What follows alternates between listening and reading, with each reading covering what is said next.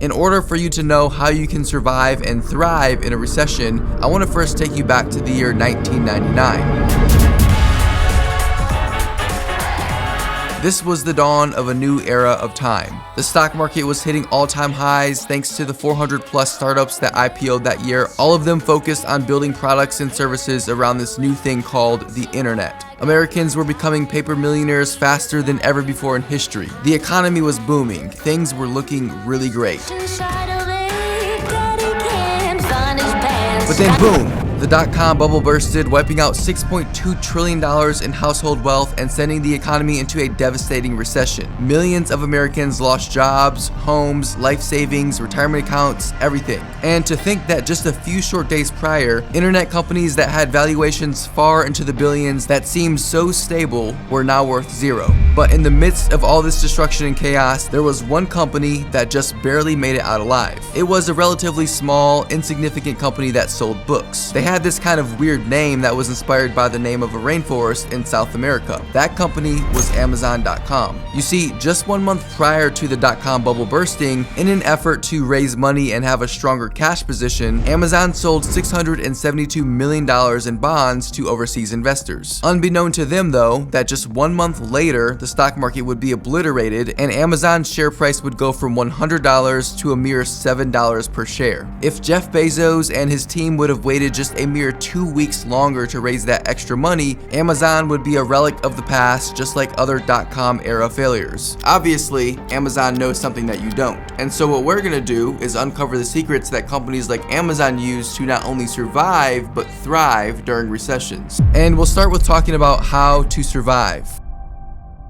There are 3 very critical things that you're going to want to start doing to survive this recession. And the first is paying off credit card debt. The problem with having too much credit card debt when entering a recession is that you can expect the federal government to continue increasing interest rates in an effort to decrease inflation. And these increased interest rates will have a direct effect on your credit card interest rates. You see, pretty much all credit cards have what's known as variable interest rates, meaning they can go up or down depending on the federal fund rate. And so if the federal government is constantly increasing the federal fund rate, like you've been hearing about on the news all year, this will also lead to your credit card interest rates going up. And when your credit card interest rates go up, this means your debt will become larger. And to make matters even worse, recessions typically lead to mass unemployment. And so if you have credit card debt and then you become unemployed, you can no longer pay off that credit card debt. And so your debt continues to get larger and larger. The federal government continues to increase interest rates, which increases your credit card interest rates even more, putting you that much deeper into debt. And so all of this can be avoided if you simply get rid of your credit card debt. However, maybe you're not in a position right now financially where you can go and just pay off the credit card. If this is you, don't worry, because there is still a solution, and that solution is called a debt consolidation loan. Let's say, for example, that you've got 5 different credit cards, all of them with $1,000 worth of credit card debt. Each of these cards have a 20% interest rate, and some of them are charging you $25 worth of late fees every single month because you can't afford to make the minimum payment on some of them.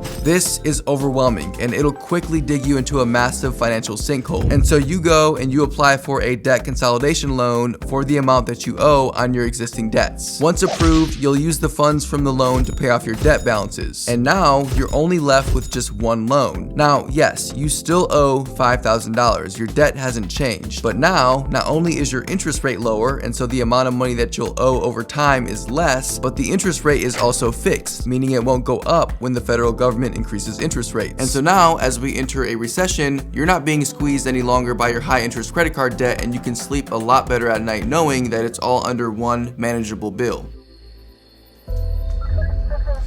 Shame, huh?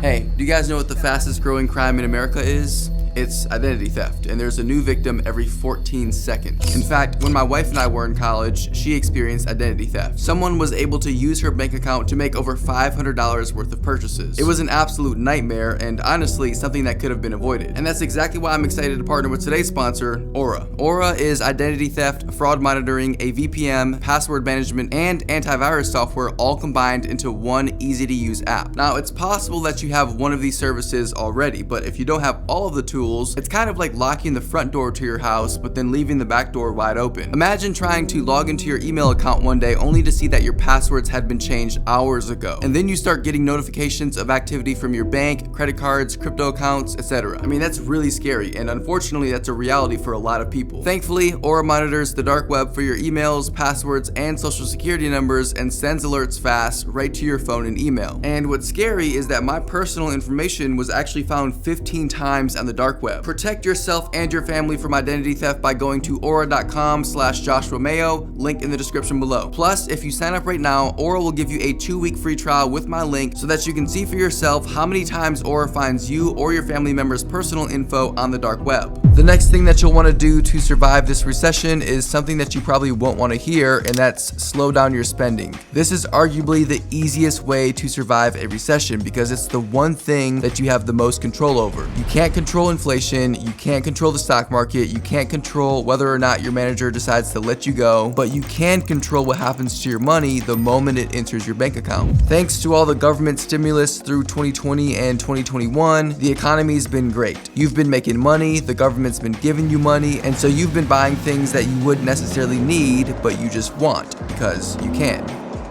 However, times are changing. Because of historically high inflation, the Fed is forced to increase interest rates aggressively, which is slowing down the economy. And what the government would typically do to get the economy moving again would be to stimulate it by decreasing interest rates. But they can't do that because they have to increase interest rates to help decrease inflation. And so why should you slow down your spending right now? It's not because I'm just a mean person and I don't want you to enjoy life. You see, because of record high inflation and increasing interest rates, the cost of the goods and services that you buy right now will be significantly higher than if the economy were stable. And this is something that you'll see a lot of companies doing as a recession is looming. They'll cut back their spending by laying off a certain percentage of their workforce. They'll save money by delaying certain projects such as building new facilities or things like that. And so even companies need to make adjustments to survive a recession. And just for the record, you slowing down your spending and cutting back your expenses doesn't have to be anything super unrealistic. If you don't already have some type of emergency fund,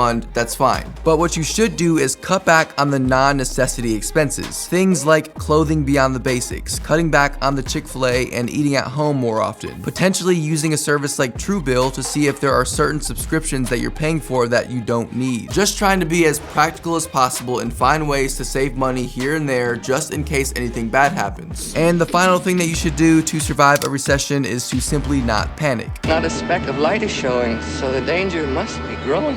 And they're certainly not showing any signs that they are slowing.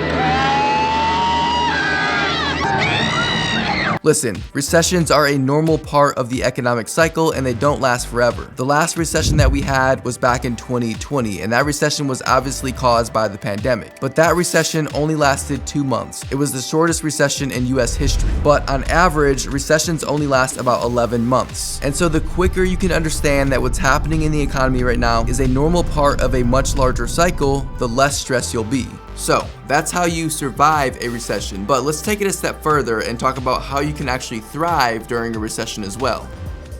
Okay, so if you want to thrive in the recession, there are 4 things that you'll want to do. And we'll start with the first one, which is develop a long-term investing approach. If you're looking at the stock market and the overall economy on a day-to-day basis, it would make sense to be stressed out. I mean, have you seen the S&P 500 lately? And don't even get me started on Bitcoin. The problem with doing this, looking at the markets on a regular basis, is that it's counterproductive. First of all, there is literally nothing that you can do to stop the market from moving how it's going to move. The stock market, crypto, real estate, they all move based on market sentiments and things completely and utterly out of your control. And so you checking your portfolio every 45 minutes is doing nothing to help your cause except maybe make you lose sleep at night. Who can't resist or love it and buy the dip?